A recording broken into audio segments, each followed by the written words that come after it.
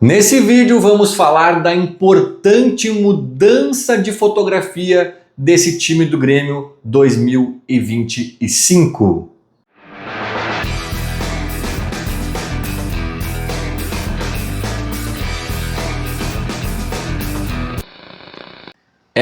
Minha gente, quem não chora não mama. Quinteiros pediu, insistiu e recebeu reforços, de forma consistente.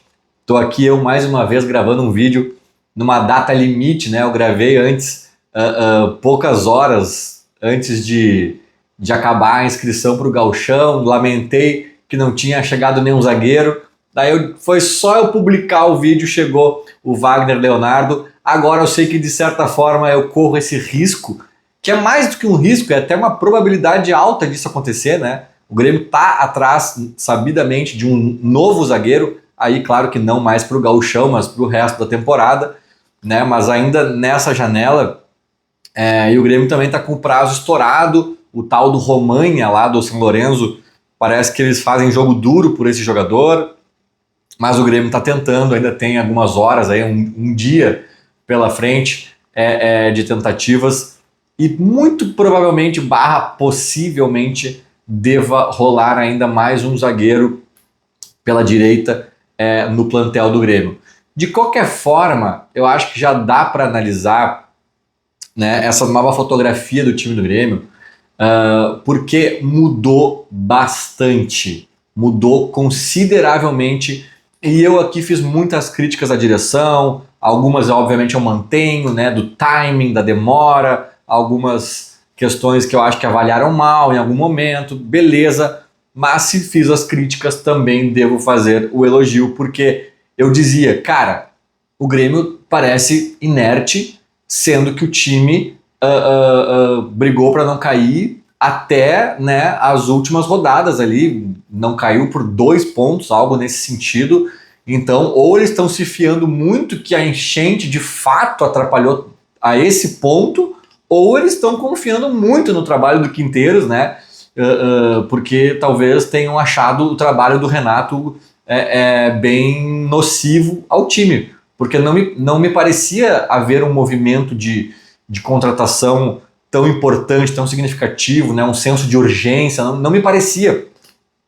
E agora, fato é que a gente tem um Grêmio bem diferente do ano passado, e vale lembrar, embora tenha saído muitos nomes, eu acho que o Soteldo talvez tenha sido o principal ali, que de fato agregava. A gente vai discutir se o Soteldo era enganador, não era, se tinha compromisso tático, se atrapalhava, se ajudava, mas é inegável que era um jogador de estofo, um jogador que ajudou muitas vezes, e eu acho que foi a grande perda, As outras sempre tinham asteriscos maiores talvez do que as contribuições. Então não abalou muito a nossa estrutura de time as saídas. Mas repito, se manteve uma base do time que quase caiu. E eu dizia, cara, beleza, mudou o técnico, beleza, não vai ter enchente esse ano, Tomara eu, possivelmente, provavelmente, mas ainda assim eu queria um Grêmio mais encorpado para garantir, Porque a gente não tinha um grande timão que, meu Deus, Então, assim, eu fiz essa cobrança e agora eu consigo ver, anotei aqui, consigo ver de fato um Grêmio diferente. E essa diferença ela fica mais clara quando a gente faz a análise de posição por posição e vê as opções que tem ali. Porque às vezes, e não agora, nem estou falando só da gestão Guerra, tá? Eu falo de um Grêmio dos últimos anos, décadas talvez. Muitas vezes a gente formou bons times e elencos fracos, E é algo que hoje se torna ainda mais importante com as 5 substituições. Eu sempre bato nessa tecla. A gente joga boa parte de todos os jogos com meio time reserva, Isso pesa, isso faz diferença. Mas até para aguentar o estirão da temporada, lesões, suspensões, cansaço também é importante, Não adianta às vezes ter os 11 ali bonitinho no papel e 90% da temporada vão jogar outros 11, invariavelmente. Então, eu anotei aqui posição por posição as opções que a gente tem que mostram um Grêmio mais encorpado e de uma fotografia que muda consideravelmente, sobretudo se a gente olhar para o time titular. E é interessante que, como eu disse, né, uma base do time do ano passado se mantém, mas muito titular virou reserva, né? E isso sim é o caminho para melhorar o time, né? Não adianta sair o Soteldo e entrar o Zezinho das Couves. Aí tu mudou a fotografia, mas não necessariamente tu melhorou. Agora, se tu mantém ali sei lá, deixa eu ver aqui um exemplo. Se tu mantém ali o Mike, mas contrata dois caras melhores que o Mike, beleza. Daí não é um horror tu manter o Mike, né? Embora eu acho que ele até vai sair, né? Foi um exemplo só, né? O negócio é tu melhorar o time, não só trocar pela troca. Às vezes pode estar diferente, mas pior, né? Então tem que estar melhor. E eu acho que o Grêmio, de certa forma, fez esse movimento. Eu vou tirar dessa análise o gol, né, o goleiro, porque é muito relativo, tem gente que não confia ainda 100% no Volpi, embora os últimos jogos tenham melhorado ali a imagem dele, tem gente que confia no Grando, tem gente que não confia no Grando, então eu vou me ater aqui aos 10 jogadores de linha, muito embora a gente tenha mudado também o goleiro, né? Mas daí eu acho que já aí não, né? Aí já, se a gente lembrar que era o Marquezin e agora é o Volpi, não necessariamente é uma melhora, né? É apenas uma diferença. Então, né? Vamos contar aí com os jogadores de linha que de fato são os caras que fazem o jogo acontecer, né? Vamos lá. Cara, lateral direita, o JP segue sendo o nosso titular, mas agora, em vez de um Fábio aposentado praticamente, a gente tem o João Lucas, que é uma grande incógnita para mim, não fico empolgado com esse nome, mas beleza, um cara jovem ali, com saúde e tal, e o Igor Serrote, né? São 3 nomes, o Igor Serrote, que surge aí da base com uma perspectiva também de ser aproveitado, talvez em algum momento, em algum nível ali. Na lateral esquerda, 3 nomes também, mas o terceiro é o Mike, que eu acho que dá até para ficar um pouco fora dessa lista, um pouco fora de cogitação e provavelmente será negociado, emprestado, vendido. E a gente conta agora com o Lucas Esteves, que foi um dos melhores, ou o melhor lateral esquerdo da temporada passada no Brasileirão, né, do Vitória, e o Luan Cândido, que também é um cara ali com altos e baixos na carreira, mas que em algum momento se mostrou promissor. Acho que também tem um caráterzinho de incógnita, né, o Luan Cândido, mas, cara, né, é para disputar a posição ali, tá tudo certo. Acho que o Lucas Esteves consegue segurar o rojão muito melhor do que o Reinaldo, então é um up com certeza. Na zaga, tá? Aí aqui eu tentei dividir pela minha cabeça aqui, direita e esquerda, mas eu posso ter cometido erros aqui, e também muitos dos zagueiros podem ser preferencialmente zagueiros pela esquerda ou pela direita, mas é como o próprio Quinteiros fala, né? Los centrales, né? Ele chama o zagueiro de central, zagueiro, muitas vezes faz os dois lados se precisar, não tem muito drama nesse sentido, mas mais para facilitar aqui a divisão, eu coloquei na direita o Gemerson, que é um titular do ano passado, que continua sendo titular esse ano e que pode não ser mais depois do Gauchão, né? A confirmar aí as tentativas do Grêmio por um novo zagueiro, mas por hora ele é o titular. Aí corre por fora um Gustavo Martins e até mesmo um Rodrigo Eli, que na minha hierarquia cai para terceiro né? E pode virar o quarto da hierarquia se for contratado um novo zagueiro. O Rodrigo Eli, que já foi nosso titular, né? Enfim, claro, o Gustavo Martins teve muita lesão também, né? Tem que considerar isso, mas o cara vai de titular, a terceira, talvez quarta opção, isso também é um ótimo sinal. No outro lado ali da zaga, quem assume a titularidade indiscutível é o Wagner Leonardo, né? Também um destaque lá do Vitória, um cara ídolo lá na Bahia, que assume essa vaga e ainda tem a companhia do Vieri, que é o guri que surge muito bem da base, e ainda vai ter muito em breve, pós-gauchão, a companhia de Walter Kahneman, operado dos dois lados do quadril, né? E em tese, recuperado. Em tese, a gente pode ver uma lenha para queimar ainda do senhor Walter. Cara, nem vou botar aqui nessa conta o Natan Felipe, né? O outro zagueiro, não sei se vai ficar no Grêmio, se vai sair, mas ainda tem esse guri que Para mim é uma incógnita total, né? Quando entrou algumas vezes segurou a onda, né? Não me lembro de falhas importantes dele. Não sei se encheu os olhos também, mas cara, ainda tem esse guri que em outros tempos seria uma das primeiras opções e agora tá lá no fim da lista, né? Então um bom sinal. Abrindo ali o meio de campo, a gente tem Cuejar, que na minha opinião, talvez agora, para gauchão ainda, poderia ceder essa vaga para o Camilo, porque eu acho que o Camilo está mais pronto fisicamente, talvez ritmo, alguma coisa ali. O Camilo parece estar entregando um pouquinho mais nesse momento, mas a tendência é que mais cedo ou mais tarde o Cuejar vire o dono da vaga. De qualquer forma, os dois nomes para a abertura do meio de campo são novos, fazem parte dessa nova fotografia e isso é interessante. Tem ainda um Ronald correndo bem por fora, né? Que esse aí que sempre correu por fora, sai treinador, entra treinador, muda a fotografia do time, não muda, lesões, desfalques, não sei, não vingou muito aparentemente. Já foi até de seleção de base o Ronald, mas né, aqui corre bem por fora.